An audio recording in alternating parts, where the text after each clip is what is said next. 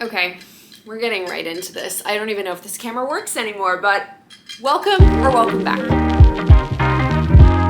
If you are new here, my name is Vicky. I am a 26-year-old living in New York City, and I share all things running, lifestyle, traveling, and we have a lot to catch up on. If you're new, that's great because then we don't have to catch up. You're just gonna know all of the things. But if you've been around for a while, you know I've been a little inconsistent with YouTube. We're gonna talk about that today. We're gonna dive right in. I'm just gonna start answering the question. Maybe we will just start with why have I been avoiding YouTube? And it's not that I've necessarily been avoiding it, it's just YouTube takes so much time in comparison to short form content, which is majority of my content is on TikTok and Instagram. And I love YouTube. It's the reason why I wanted to be a content creator in the first place, because I was watching YouTube years and years and years. I went to VidCon in like 2010, like peak era of YouTube. I don't know if that date is right, but like Zoella era of YouTube, I was there. And it was everything to me. And I still watch YouTube every single day. And for some reason, it just feels very daunting to me. I'm attempting to recommit. I would love to, but editing your own short form content and then all the other things that I'm doing on the side, which I'll get into, takes up a lot of time. And so I just need to dedicate a chunk of my week to YouTube because I get comments saying like, come back to YouTube and do this and do that. I would love to. So please comment down below the types of content you want to watch. I love watching vlogs. I love watching meal inspiration. I love watching training inspiration, running inspiration. Like, you let me know and I will try to deliver. I also have apartment updates and an apartment tour is coming soon on this channel. Okay, that one is out of the way. Let's talk about running because boy, this channel has seen it all. Since 2020 during the pandemic, I got into running and I have since run half marathons and I have attempted to run 2 marathons and failed both times due to injury. Now, we started training for those marathons on here and I was very open about my training journey. And for New York City Marathon last year, I ended up getting a stress fracture and it was in my pubic bone, which was such a strange place to get a stress fracture. The doctor told me it was rare, so just a rarity. And that set me back, obviously, and I took 4.5 months basically off of running. I think the last half month of that I was run walking. And then beginning of this year, I started training for the London Marathon.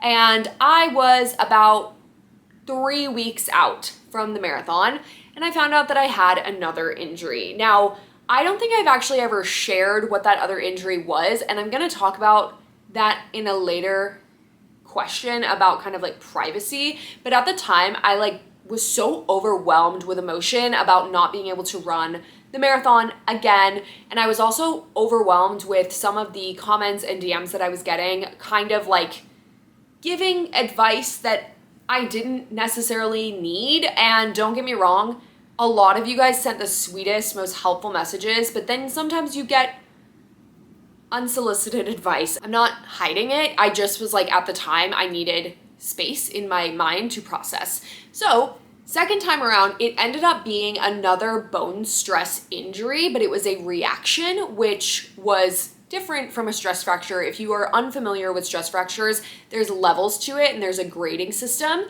The first stress fracture I got was a grade 4, maybe even more than that. It was a full fracture. Like, the bone was broken. The second time around, I knew something was wrong so early on because I've just become so in tune with my body and I know what a stress fracture feels like that I was like, this is not right. And it was essentially so small an MRI could barely even see it. It was a hairline femur stress reaction and I could feel it. Let me tell you, the femur is the biggest bone in your body. So this was not a re-injury. It was a completely different bone and it was a reaction, which I'm so grateful in the sense that I caught it early enough that it did not fracture, because I hear femur fractures mean surgery. The fracture was also at the lower end of my femur, like towards my knee. It was not up in the hip area. So that's the cat's out of the bag there for anyone that was wondering. It was another bone injury, which kind of leads me into what I'm doing next and why. So I am fully cleared to run at the moment. I am purposefully taking it extremely, extremely slow.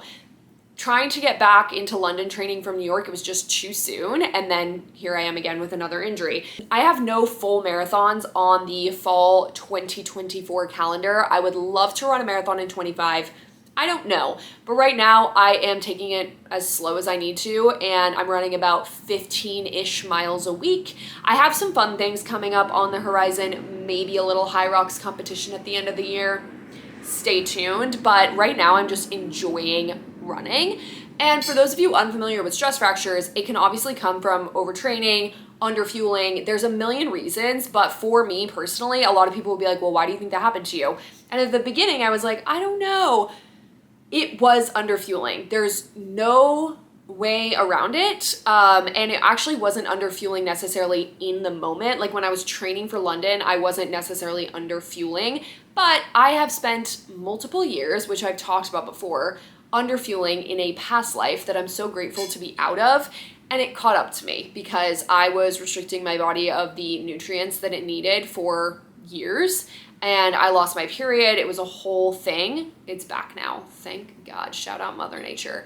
But that really messed with my bones for the foreseeable future. And I think I'm really nervous to ramp up my running in any way, shape, or form because I just don't want to have that happen again. So I'm being extremely mindful. I'm doing a lot of cross training, and I'm on the Boost anti-gravity treadmill once or two times a week so that I can still get my running in without putting the load and stress on my body. I probably should just do an entire video about stress fractures. My period back was obviously a #1 priority back when that happened, and I thought, oh, it's back. I'm in the clear. Nothing can happen to me, but your bones, they remember. They remember. So for me, it was an underfueling issue, and I'm so grateful, like I said, to be out of that mindset. And I, going forward, know what my body can handle. I know what kind of nutrients that it needs to keep going, and we're not getting another stress fracture. Mark my words. So like I said, no marathons on the calendar. I have a little relay coming up, and then probably high rocks in December, which I'm very excited for. I've been in my strength training era, and I've been loving it. I've been going and lifting 3-ish times a week, and then I'll do the bike and the elliptical, and then I'll run when I feel like it, and that feels great to me.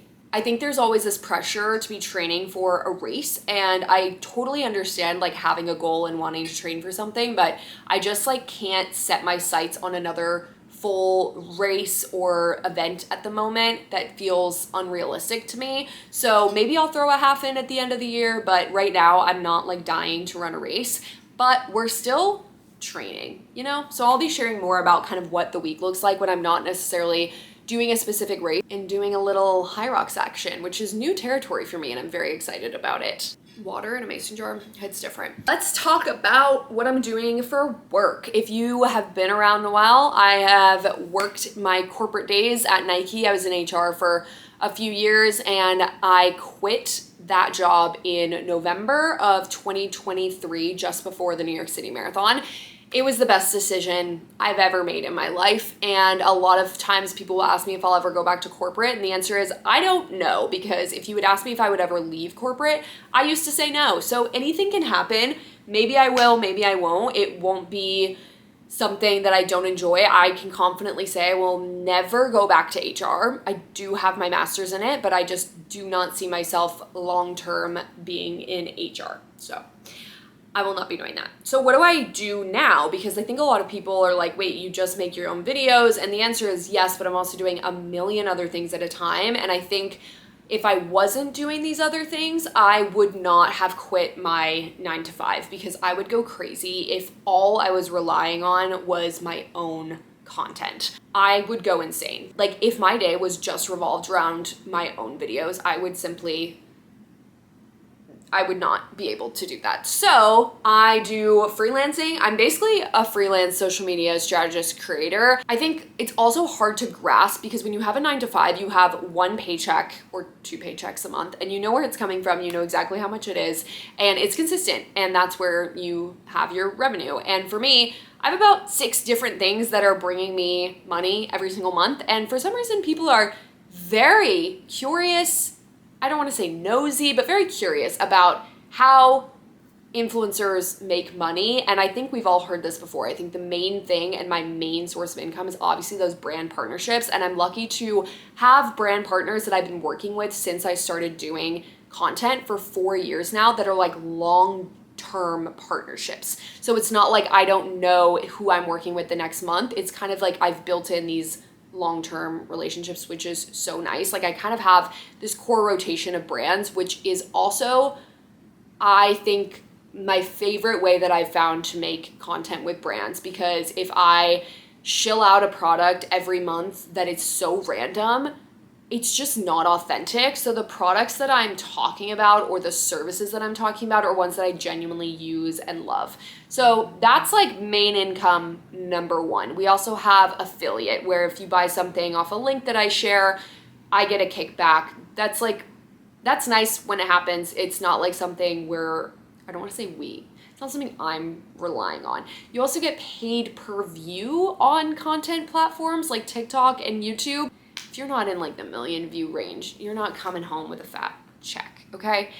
UGC, however, has been a really amazing source for me to not only build relationships with brands, but also just like build my own portfolio. So that is another one, and that's user generated content. So you basically make content for brands and they pay you to make videos for them, but you're not an employee and you're not putting it on your own page. That has been a fun one. I've also done the social strategy for brands, where I help them with their social calendar and their strategy and like what they should be posting, and give them video ideas, make intros to different influencers for them to partner with.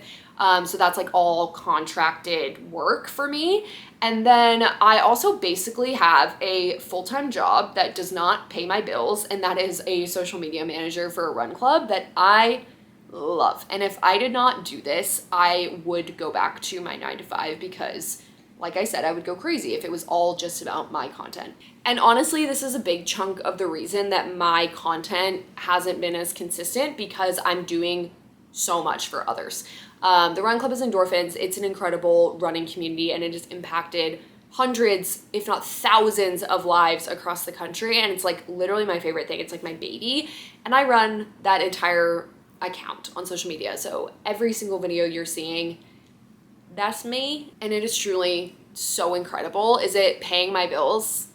I wish. I do think that it is such important work for me, because it's like passion work and I love to do it. We're in 11 cities across the country, and being able to travel to those places and go to the races and connect with the city leads there and the members there, it is an incredible experience. I've seen it change people's lives, and to be able to have a small part in that is incredible. And there's a bunch of other stuff that happens behind the scenes. I'm not just like posting videos, but it is literally the greatest joy, and I am so grateful to have found it at the right time. I do get a lot of questions about like, do you work for them? Do you not? And it's like, yeah, it's pretty much my full-time job, but I wouldn't have it any other way, because I'm able to support my own life in other ways, like I just talked about, and do that as well, which is so fun, and I'm so incredibly grateful for it.